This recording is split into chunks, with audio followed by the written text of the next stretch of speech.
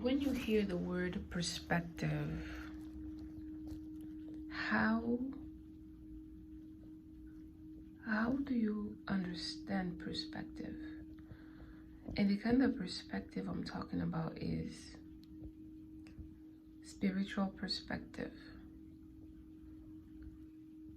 You have your point of view, and God has his own point of view. Everybody's got their point of views, and that's what we call perspective. How someone sees something on their end. Sarah thought that allowing her husband to have a child with her slave Hagar, in her perspective, it will make things better.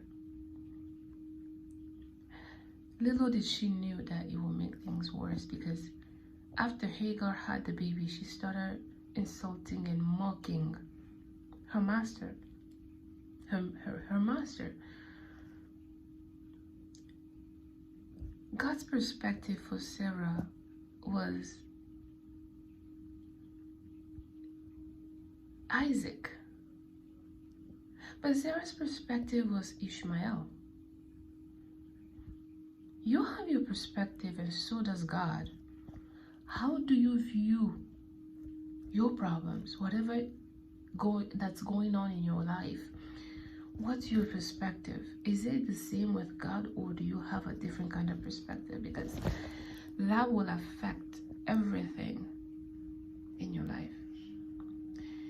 If you take your life, everything that has to do with your life, even your loved ones, you look at it in God's perspective, you will fulfill the will of God.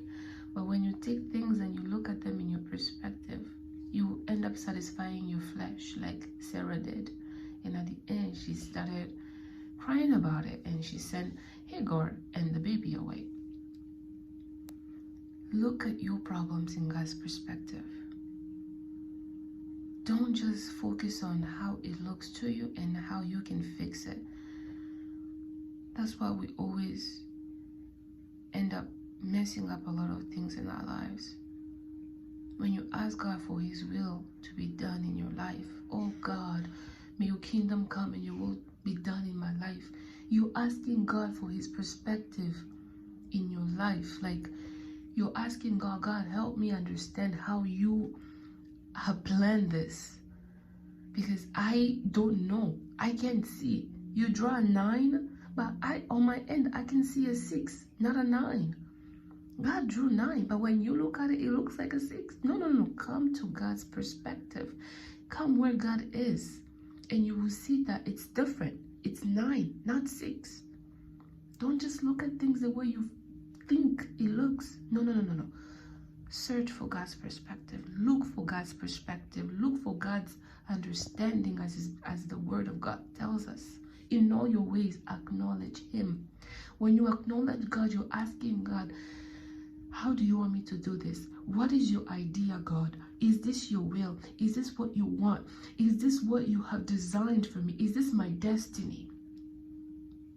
Don't just look at things the way you feel like it is right, because it may not be right.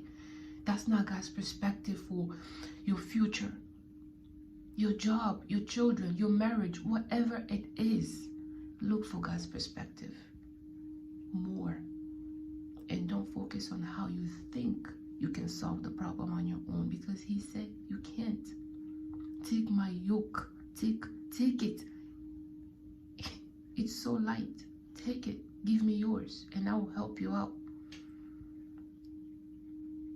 God's perspective. 2023, it's all about God's perspective. God drew a 9. You look at it, it looks like a 6. No, it's a 9. Come to God's end and you see it. Come where God is. And when you look at the problem, you're like, oh, it's just that easy. Yes, it's just that easy. Patience. Look at it God's way, and you will see there is a solution. But when you look at it man's way, like our own way, human way, man's way, there is no solution. Nothing is impossible to they that believe when you look at it in God's perspective. But all things are impossible with men. But nothing is impossible with God. All things are possible with God when you look at it God's way. Perspective. Perspective. God's way. God's perspective. God's way. When you look at it God's way, things start changing. You submit to God. You leave it to God. You acknowledge Him that He is the King.